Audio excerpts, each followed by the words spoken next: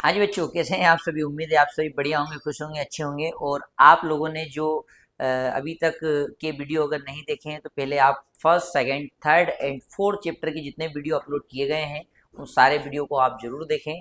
और उन सारे वीडियो को देखने के बाद फिर इस वीडियो के बारे में आप समझें, सीखें। क्योंकि ये जो आपका आज का जो आपका वीडियो है, इस वीडियो में हम सीखने वाले हैं फिजिक्स, 12th क्लास की फिजिक्स के चैप्टर नंबर 5 के बारे में। इसमें आपको मैग्नेटिज्म एंड मैटर के बारे में समझना है। मैग्नेटिज्म एंड मैटर मतलब जो आपका चुंबकत्व है और जो आपका द्रव्य है उसके बारे में आपको सीखना है। बच्चों, आपको मैं बता दूं कि यहाँ पर जो क्वेश्चन आते हैं वो यूनिट वाइज आते हैं। यूनिट वाइज मतलब क्या सर? जैसे आपका फोर्थ और फिफ्थ जो चैप्टर है वो दोनों मिलाकर एक यूनिट बनाता है जो कि यूनिट नंबर 3 है। इन दोनों से क्वेश्चन आते हैं। और आपको मैं बता दूं कि ज्यादातर जो क्वेश्चन आते हैं वो चैप्टर नंबर 4 से आते हैं, चैप्टर नंबर 5 से क्वेश्चन आते हैं, पर इतने ज्यादा नहीं पूछे जाते हैं। तो मैं नरेंद्र पवार स्वागत करता हूं आप सभी का विंग्स क्लासेस के यूट्यूब प्लेटफॉर्म की कीबेज में। और आज हम इस 5 चैप्टर को फिनिश करने वाले हैं एक ही वीडियो में, वन शॉट 5 चैप्टर कंप्लीट। तो आ जाइए, बिना देर किए हम इसको शुरू करते हैं। सुनिएगा। आपने देखा है सर, जो हमारा मैग्नेटिक सब्सटेंस होते हैं, जो हमारे चुंबकीय पदार्थ होते हैं, ये मैग्नेटिक सब्सटेंस या चुंबकीय पदार्थ अलग अलग प्रॉपर्टी के हो सकते हैं। आपको यहाँ पर सबसे पहला क्वेश्चन ये आएगा मेरे बच्चों कि सर, जो हमारे मैग्नेटिक सब्सटेंस होते हैं उन मैग्नेटिक सब्सटेंस में डिफरेंस आपसे पूछा जा सकता है। पहले कभी पूछा, ये जो है कई सालों से पूछा गया नहीं है, तो इस बार पूछे जाने के चांसेस है। कौन कौन से सर सब्सटेंस? तो हम कहेंगे, हम बात करने वाले हैं मैग्नेटिक सब्सटेंस जो होते हैं, चुंबकीय जो पदार्थ होते हैं, उन्हें हमने 3 पार्ट में डिवाइड किया है। कौन कौन से सर 3 पार्ट? तो हम लिख लेते हैं। पहला मेरे बच्चों, एक होता है आपका फेरोमैग्नेट, एक होता है फेरोमैग्नेट, दूसरा होता है मेरे बच्चों पैरामैग्नेट, पैरामैग्नेट, और तीसरा होता है बच्चों डायामैग्नेट, डायामैग्नेट। सर, ये जो हमारे सब्सटेंस है इनको आपने 3 पार्ट में जैसे डिवाइड किया है। फेरोमैग्नेट का मतलब होता है लोह चुंबकीय पदार्थ, लोह चुंबकीय पदार्थ। और दूसरा है आपका पैरामैग्नेट, मतलब क्या होता है? अनुचुंबकीय पदार्थ, अनुचुंबकीय पदार्थ। और तीसरा है मेरे बच्चों डायमैग्नेट, जिसको हम बोलते हैं क्या? जिसको हम बोलते हैं प्रतिचुंबकीय पदार्थ। अब आप मुझे बताइए कि इन तीनों को डिफरेंट डिफरेंट पार्ट में अगर डिवाइड किया है तो उसका उसका एक्चुअल मीनिंग क्या है, उसका एम क्या है? तो हमने कहा सर, फेरोमैग्नेटिक सब्सटेंस वो सब्सटेंस होते हैं जो अगर आप मैग्नेटिक फील्ड में अगर उनको रखते हो तो वो बहुत पावरफुल तरीके से, बहुत ही ज्यादा क्षमता के साथ उस मैग्नेट की तरफ अट्रैक्ट हो जाते हैं। और मैग्नेट की तरफ जो अट्रैक्ट हो जाएंगे और जिसमें मैग्नेटिज्म क्रिएट हो जाएगा, और मैग्नेटिज्म जो क्रिएट होगा वो एक पावरफुल मैग्नेटिज्म अगर क्रिएट होता है तो ऐसे सब्सटेंस को हम कह देते हैं फेरोमैग्नेट। फेरोमैग्नेट के बारे में और याद रखना, ये वो सब्सटेंस होते हैं जिनका जो आपकी जो परमेबिलिटी होती है वो 1 से कई ज्यादा होती है और पॉजिटिव भी हो जाती है। जिसमें जनरली हम आयरन का नाम लेते हैं, हमारे निकेल का नाम लेते हैं और हमारे कोबाल्ट का नाम लेते हैं। ये ऐसे सब्सटेंस होते हैं जो टूवर्ड द लो मैग्नेटिज्म से हाई मैग्नेटिज्म की तरफ पावरफुल तरीके से अट्रैक्ट हो जाते हैं। सेकंड है बच्चों हमारा पैरामैग्नेट। पैरामैग्नेटिक सब्सटेंस या अनुचुंबकीय पदार्थ ऐसे सब्सटेंस होते हैं जो मैग्नेट की तरफ अट्रैक्ट तो होते हैं, इनमें जो है मैग्नेटिज्म आता तो है लेकिन बहुत कम आता है। लेकिन आता है वो भी कैसा आता है? पॉजिटिव ही आएगा। लगभग जो मैग्नेटिज्म रहेगा वो 1 से ज्यादा रहेगा।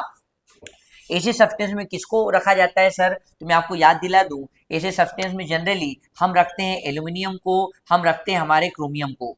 जो हमारा एल्यूमिनियम है, जो हमारा क्रोमियम है, ये इसी में आता है। जिसकी प्रॉपर्टी अगर हम देखें तो फेरोमैग्नेट से थोड़ी सी कम होती है पर पॉजिटिव होती है। तीसरा है मेरे बच्चों जिसको हम डायामैग्नेटिक सब्सटेंस बोलते हैं या प्रतिचुंबकीय पदार्थ बोलते हैं। ये किसी मैग्नेटिक फील्ड में अगर आप रखोगे तो उससे दूर भागेंगे, रिपल्सन हो जाएंगे, प्रतिकर्षित हो जाएंगे। इसमें जो मैग्नेटिज्म क्रिएट होता है वो माइनस में जाता है, मतलब नेगेटिव रहता है और 1 से कम ही रहता है। जैसे आपने देखा होगा, जो हमारा गोल्ड होता है, जो हमारा सिल्वर होता है, ये गोल्ड है, सिल्वर है, कॉपर है, बिस्मिथ है, ये ऐसे सब्सटेंस है जो डायमैग्नेट में रखे जाते हैं। मतलब ये किसी आपके किसी मैग्नेटिज्म के अंदर रखने पर, किसी चुंबकीय क्षेत्र के अंदर रखने पर वहां से दूर भागने की कोशिश करते हैं। तो इन तीनों में आपको डिफरेंस अच्छे से पता होना चाहिए, क्योंकि हो सकता है कि यहाँ से अलग अलग करके क्वेश्चन में पूछा जा सके। अच्छा, इसके अलावा आपसे और क्या पूछा जाएगा? हमने देखा है सर कि एक होती है, आपने देखा है सर, एक होती है ई मैग्नेटिक फोर्स लाइन और एक होती है इलेक्ट्रिक फोर्स लाइन, यानी EFL और MFL। ये जो आपकी बल रेखाएं होती है, जो विद्युत बल रेखाएं और चुंबकीय बल रेखाएं, दोनों में सर डिफरेंस क्या है, दोनों में अंतर क्या है? तो मैं आपको बता दूं कि कुछ अगर हम एक बार मैग्नेट लेते हैं तो बार मैग्नेट में एक नॉर्थ पोल होता है, एक साउथ पोल होता है। तो उसमें आपने देखा होगा नॉर्थ पोल से स्टार्ट होकर साउथ पोल पर जल जाती है हमारी कौन सी मैग्नेटिक फोर्स लाइन, जो आउट ऑफ द मैग्नेट जाती है, इस दंड चुंबक के बाहर जाती है। क्या ये सर समाप्त हो जाएगी? नहीं सर, ये साउथ पोल से कहाँ जाती है वापस? साउथ पोल से हमारे नॉर्थ पोल पर वापस आ जाती है। इसका मतलब ये हुआ कि ये जो हमारी MFL है, मैग्नेटिक फोर्स लाइन है या चुंबकीय बल रेखाएं हैं, ये क्लोज कर्व बनाती है।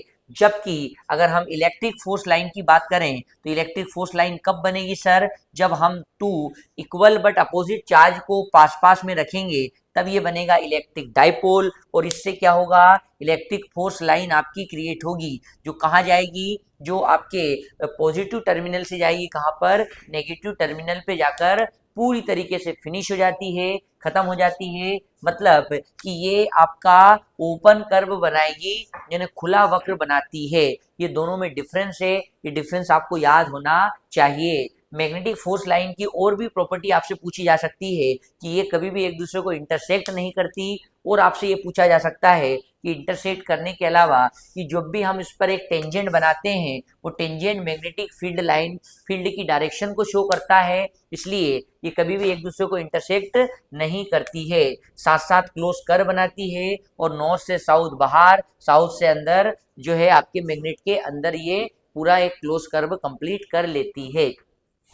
यहाँ पर एक क्वेश्चन जैसे आता है कि सर एक बात बताइए, जैसे कि आपका ये बार मैग्नेट है, जैसे कि आपका ये दंड चुंबक है, किसकी बात कर रहा हूं मैं? बार मैग्नेट की, बार मैग्नेट या दंड चुंबक की। और एक मैं बात कर रहा हूं मेरे बच्चों सोलेनोइड की। सोलेनोइड यानी आपका जो होता है, जो परिनालिका होती है, इस परिनालिका की मैं बात कर रहा हूँ। और यहाँ पर मैं बात कर रहा हूँ दंड चुंबक की। तो आप मुझे बताइए कि दोनों में डिफरेंस क्या है और दोनों में सिमिलरिटी क्या है? दोनों ही आपको याद होना चाहिए। देखो बच्चों, ये जितनी भी चीजें मैं आपको एक्सप्लेन कर रहा हूँ, इसकी पूरी की पूरी जो PDF या पूरा जो आपके नोट्स है, ये आपको विंग क्लासेस के इंस्टाग्राम चैनल पर अवेलेबल हो जाएंगे। वहां पर जाकर आप बहुत इत्मीनान से, बहुत आसानी तरीके से इसको पढ़ सकते हैं। अगर आपने अभी तक विंग क्लासेस की इंस्टाग्राम चैनल को अगर या इंस्टाग्राम ID पर अगर नहीं गए हैं, तो आज ही सर्च कीजिए विंग्स क्लासेस, वहां पर उसको आपको फॉलो कर लेना है, ताकि आपको सारी जानकारियां उपलब्ध हो जाए। वहां की हाईलाइट पे जाइए, हाईलाइट पे जाएंगे तो फिजिक्स पे आप क्लिक कीजिए और फिजिक्स पे आपको फर्स्ट, सेकंड, थर्ड, फोर्थ सारे चैप्टर की आपको PDF मिल जाएगी। उस लिंक पर क्लिक कीजिए ताकि आपको अवेलेबल हो जाए। तो आ जाइए कि सर ये सोलेनॉइड और बार मैग्नेट को अगर हम देखें तो हम देखते हैं सर बार मैग्नेट में दो पोल होते हैं, एक नॉर्थ होता है और एक साउथ होता है। जैसे ही अगर मैं एक होलो सिलेंडर ले लेता हूँ, एक खोखला बेलन अगर ले लेता हूँ, और इस खोखले बेलन में अगर मैं हमारे क्वाइल बनाता हूँ या मैं बहुत सारे टर्न बनाता हूँ वायर के, तो ये मेरा बन जाता है सोलेनॉइड या परिनालिका। तो आप मुझे एक बात बताइए सर कि इस बार मैग्नेट में और इस हमारे सोलेनॉइड दोनों में सिमिलरिटी क्या है? तो हमने कहा दोनों में पोल होते हैं, नॉर्थ पोल, साउथ पोल। दोनों के आसपास और दोनों के अंदर मैग्नेटिक फोर्स लाइन यानी चुंबकीय बल रेखाएं पूरा एक क्लोज कर्व बनाती है। ये कुछ सिमिलरिटी है किसके अंदर? हमारे बार मैग्नेट और हमारे सोलेनॉइड के अंदर। कुछ इनमें डिफरेंस भी होते हैं सर। डिफरेंस क्या होते हैं कि सर जब आप नॉर्थ पोल को लोगे, जब आप साउथ पोल के लोगे किसी बार मैग्नेट के, तो ये पोल हमेशा फिक्स होते हैं, फिक्स होते हैं, मतलब ये पोल कभी बदलते नहीं हैं। लेकिन जब हम हमारी इस सोलेनोइड को लेते हैं तो हमारी इस परिनालिका के पोल चेंज हो जाएंगे, मतलब जो नॉर्थ है वो साउथ बन जाएगा, साउथ है वो नॉर्थ बन जाएगा। पर कब? जब हम हमारे करंट की डायरेक्शन चेंज करते हैं तब।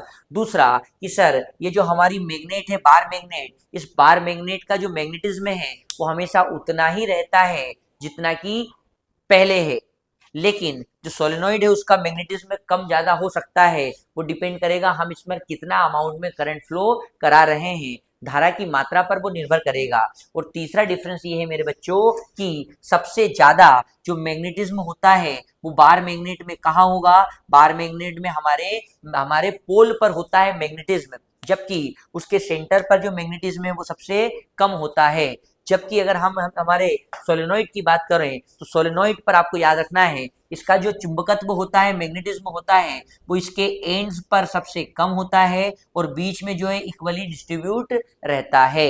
ये आपको थोड़ी सी जानकारी होना चाहिए। और एक और अच्छी सबसे बात मैं बता दूं बच्चों कि अगर आप इस सोलेनोइड की बात करेंगे तो इस सोलेनोइड के अंदर इलेक्ट्रिक फील्ड भी होगा, इस सोलेनोइड के अंदर मैग्नेटिक फील्ड भी होगा, पर जो इलेक्ट्रिक फील्ड होता है वो बच्चों जीरो होता है, जबकि मैग्नेटिक फील्ड इसमें कुछ होता है वो भी पॉजिटिव में होता है और इक्वली डिस्ट्रीब्यूट होता है। ये क्वेश्चन बहुत ज्यादा इंपॉर्टेंट है।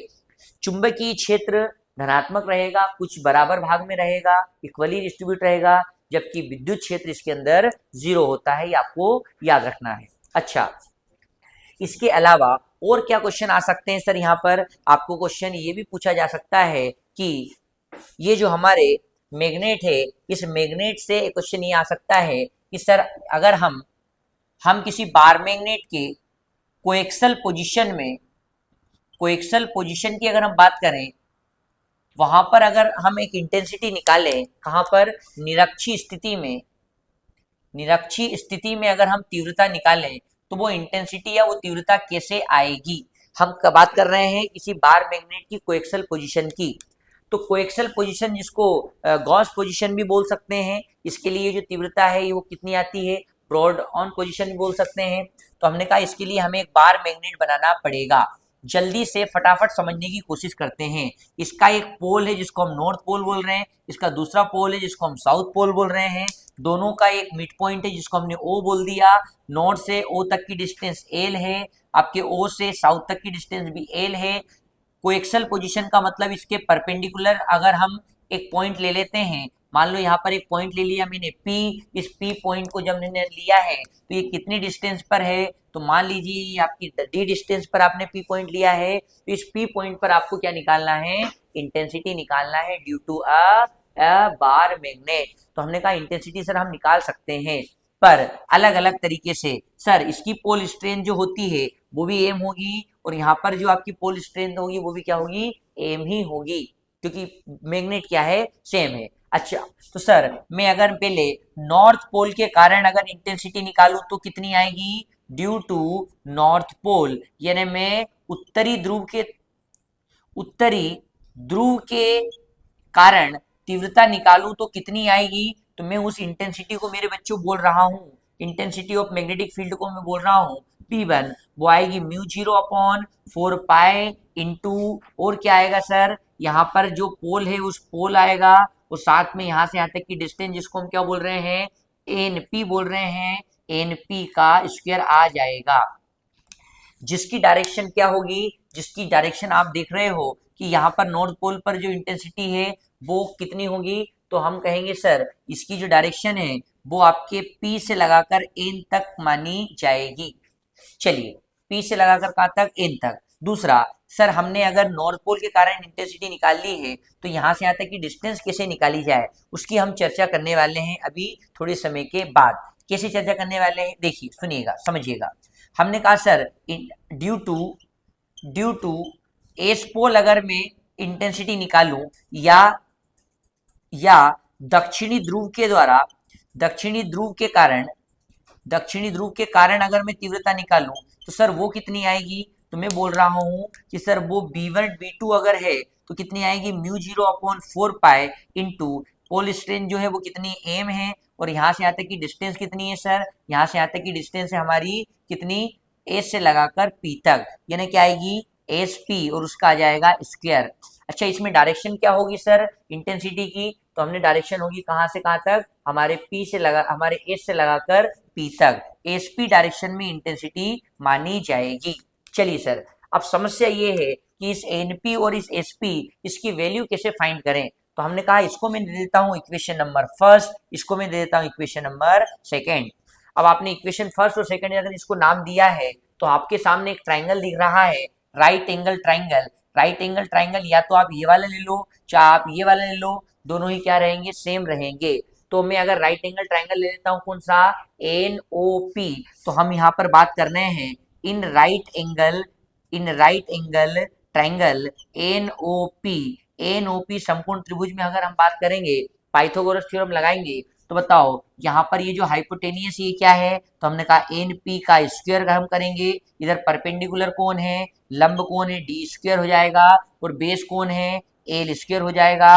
अगर हमने एन पी अगर लिखा है इतना है तो सर एन पी का स्क्वायर अगर इतना है तो क्या हम एन पी लिख सकते हैं, तो हमने कहा बिल्कुल लिख सकते हैं। इधर से स्क्वायर हटाएंगे इधर क्या लग जाएगा स्क्वायर रूट लग जाएगा, और स्क्वायर रूट को हम मेरे बच्चों लिख सकते हैं, स्क्वायर रूट को हम लिख सकते हैं क्या पावर में लिख सकते हैं 1/2। स्क्वायर रूट को या वर्गमूल को हम पावर में कह सकते हैं 1/2। अब आप सब जानते हैं क्या जानते हैं सर कि जो हमारा एनपी है और जो हमारा एसपी है वो इक्वल है, क्यों, क्योंकि इसका परपेंडिकुलर इसका बेस इसका परपेंडिकुलर तो सेम है। इसका मतलब जो हमारा एनपी का स्क्वायर आया है वही हमारा एसपी का स्क्वायर भी आएगा, और जो हमारा एनपी आया है वही हमारा एसपी भी आएगा। ये आपको समझ में आ रहा होगा। इसका मतलब ये हुआ कि जो हमारा एनपी है वो किसके बराबर होगा एसपी के बराबर होगा। तो यहाँ से अब मैं क्या करता हूँ, अब मैं यहाँ पर आपकी इक्विवेलेंट इंटेंसिटी निकालता हूँ। क्यों सर, क्योंकि ये जो आपकी B1 की डायरेक्शन है वो इस तरफ है, जबकि ये जो आपकी B2 की डायरेक्शन है ये इस तरफ है। तो बताइए दोनों की इक्विवेलेंट इंटेंसिटी कितनी आएगी, तो हमने कहा इक्विवेलेंट इंटेंसिटी की डायरेक्शन हो जाएगी इस तरफ। जो अगर मैं क्या बोलूं बी बोलूं तो ये बी कब आएगा बच्चों, जब मैं B1 और B2 दोनों को प्लस करता हूं। पर सर दोनों को डायरेक्ट प्लस नहीं कर सकते हम, क्यों नहीं कर सकते, क्योंकि हमारे यहाँ पर जो एंगल बन रहा है इनके बीच में वो एंगल कितना है, तो मैंने मान लिया एंगल थीटा है। अब थीटा से ये डाउनवर्ड है थीटा से अपवर्ड है, तो यहाँ पर B1 के साथ भी मुझे कॉस थीटा लेना पड़ेगा और B2 के साथ भी कॉस थीटा लेना पड़ेगा, तब जाकर दोनों की इंटेंसिटी इक्विवेलेंट आ पाएगी, जिसकी डायरेक्शन ये हो जाएगी। तो इसका मतलब मैं क्या करूंगा, मुझे अगर इक्विवेलेंट इंटेंसिटी चाहिए यानी परिणामी अगर मुझे तीव्रता चाहिए तो मुझे लिखना पड़ेगा, क्या लिखना पड़ेगा सर, मुझे लिखना पड़ेगा B is equal to the B1 cos theta plus B2 cos theta. और आपको पता है क्या पता है सर, हम लिख सकते हैं B is equal to the B1 का मतलब ये और B2 का मतलब ये, इनमें कुछ चीजें कॉमन है, कॉमन क्या है वो हम अलग लिख लेते हैं। तो हमने कहा सर B1 cos थीटा और B2 cos थीटा में आप देख रहे हो कि NP और SP दोनों इक्वल है, तो हमने कहा NP SP दोनों इक्वल है, इसका मतलब बाकी चीजें तो सेम ही। तो हम ऐसा लिख सकते हैं, क्या लिख सकते हैं सर कि जो B1 है वो किसके इक्वल है B2 के। तो इसका मतलब यहाँ पर आपका जो B है इस B को हमने लिख लिया B1 cos theta plus B2 को हमने क्या लिखा B1 cos थीटा। इसका मतलब जो B है वो क्या जाएगा 2B1 cos थीटा। अब समस्या ये है सर ये cos थीटा की वैल्यू कहाँ से आएगी, B1 की वैल्यू तो हम यहाँ से लिख देंगे। तो हमने कहा cos थीटा की वैल्यू के लिए आपको वापस से यही आपका ट्रायंगल लगाना पड़ेगा। आप बताइए cos थीटा का मतलब क्या, cos theta is equal to क्या होता है, तो हमने कहा sir cos is equal to होता है पर बेस अपॉन हाइपोटेनियस यानी आधार बटे कर्ण। तो आप बताइए cos थीटा की वैल्यू आएगी कितनी, तो हमने कहा cos theta is equal to the आएगा, इसको हम बच्चों यहाँ की बजाय यहाँ सोल्व कर लेते हैं। कहाँ पर सर, ऊपर की तरफ कि sir cos theta is equal to the होता है बेस अपॉन हाइपोटेनियस। तो बताइए बेस कितना है, बेस हमारा L है, हाइपोटेनियस कितना है, हाइपोटेनियस जिसको आप एनपी या एसपी बोल सकते हो, वो हो जाएगा D square plus L square की पावर 1/2। तो हमने लिख लिया D square plus L square की पावर 1/2 आपका कॉस थीटा आ जाएगा। इसकी वैल्यू यहाँ पर पुट कर देते हैं, कहाँ से, फ्रॉम इक्वेशन फर्स्ट से, यानी b इज इक्वल टू क्या आ जाएगा, 2 आ जाएगा। b1 का मतलब क्या सर, b1 का मतलब ये है बच्चों म्यू 0/4 पाई इंटू क्या है सर, इंटू एम है, और डिवाइड में क्या है सर, डिवाइड में मेरे बच्चों एन पी का स्क्वायर है, और एन पी के स्क्वायर का मतलब होता है D square plus L square. तो हमने यहाँ लिख लिया D square plus L square, और आप सभी को पता है यहाँ पर हमने एल स्क्वायर लिखा है, इसकी पावर कुछ नहीं मतलब कितनी है, 1 है। अच्छा, ये तो मैंने v1 की जगह लिखा, और cos थीटा की हम जगह हम यहाँ लिखेंगे क्या, l upon D square plus L square, और उसकी पावर है मेरे बच्चों 1/2। अब आप सब जानते हैं, आप सभी को पता है कि इसको हम कुछ इस तरीके से लिख सकते हैं, कैसे, म्यू 0 अपॉन लिख दिया 4 पाई इंटू, अब बताइए 2 लिखा, एम लिखा, एल, इन सबको मैं एक साथ कॉमन लिख देता हूं। कॉमन क्या लिखेंगे, तो हम लिखेंगे m इंटू 2l, और डिवाइड में क्या है, डिवाइड में बच्चों हमारा ये आपका एक बेस है, ये आपका बेस है, दोनों में इंटू लगा है। अगर इंटू लगा है तो आप बताइए कि यहाँ पर दोनों के बीच में इंटू लगा है, तो आप बताइए कि दोनों की पावर क्या हो जाएगी, प्लस हो जाएगी। इसका मतलब मैं डी स्क्वायर प्लस क्या लिखूंगा, एल स्क्वायर, 1 प्लस 1/2 यानी क्या हो जाएगा, 3/2 हो जाएगा। आप सभी को पता है यहाँ एक कंडीशन लगेगी, कंडीशन क्या लगेगी बच्चों, कि L is very less than to compare to D। अगर आपने कह दिया कि जो L है, इन दोनों आपके, ये जो आपके पोल है उनके बीच की डिस्टेंस का हाफ अगर बहुत छोटा है, बहुत कम है, तो इसको हम क्या मान सकते हैं, इसको हम नेग्लिजिबल मान सकते हैं। ये हमारा नेग्लिजिबल हो जाएगा या नगण्य हो जाएगा। इसका मतलब क्या होगा, इसका मतलब एक बात और हमको समझ में आती है सर, क्या आती है, कि जो हमारा T, जो हमारा एम है, वो एम होता है small M into 2l। Sir ये एम क्या है, तो मैं आपको बता दूं बच्चों, एम को बोलते हैं हम मोमेंट ऑफ मैग्नेट, यानी चुंबकीय आघूर्ण, जो क्या होता है, the product of a pole strength and distance between the pole, या पोल स्ट्रेंथ और आपके दोनों ध्रुवों के बीच की दूरी, जिसको हम पोल इफेक्टिव लेंथ बोलते हैं, उस प्रभावी लंबाई और पोल स्ट्रेंथ यानी ध्रुव क्षमता के गुणनफल को हम क्या बोलते हैं, आपका मोमेंट ऑफ मैग्नेट या चुंबकीय आघूर्ण, जिसको हम डिनोट करते हैं किससे, कैपिटल एम से। तो B इज इक्वल टू आ जाएगा म्यू 0/4 पाई इंटू, इस पूरे की जगह बच्चों मैंने क्या लिख दिया, इस पूरे की जगह मैंने कैपिटल एम लिख दिया, डिवाइड में ये जो एल स्क्वायर ये तो नेग्लिजिबल हो जाएगा, बचेगा क्या, बचेगा हमारा डी स्क्वायर, और डी स्क्वायर के साथ साथ उसकी पावर क्या है मेरे बच्चों, 3/2। इसमें आप देखोगे कि डिवाइड का जो 2 है वो ऊपर मल्टीप्लाई के 2 से कैंसिल हो जाएगा, तो इंटेंसिटी क्या आ जाएगी, mu 0/4 pi into M upon में आ जाएगा डी का क्यू। ये हमारी क्या आई, ये हमारी इंटेंसिटी आई, वो किसमें, कोएक्सल पोजीशन में। और इंटेंसिटी ऑफ मैग्नेटिक फील्ड या चुंबकीय क्षेत्र की तीव्रता की यूनिट क्या होती है बच्चों, टेस्ला होती है। अगर हम इसको एक्सल पोजीशन में निकालें, इसको अगर हम अक्षीय स्थिति में अगर निकालें, तो पता है क्या आती है, वो सेम इसी की तरह आती है, बस यहाँ पर आपका जो एम आया है, इस एम की जगह बच्चों 2m आ जाएगा, और डिवाइड में डी क्यूब तो आता ही है। ये अगर दोनों में रिलेशन पूछे तो आप दोनों में रिलेशन यहाँ से बता सकते हो।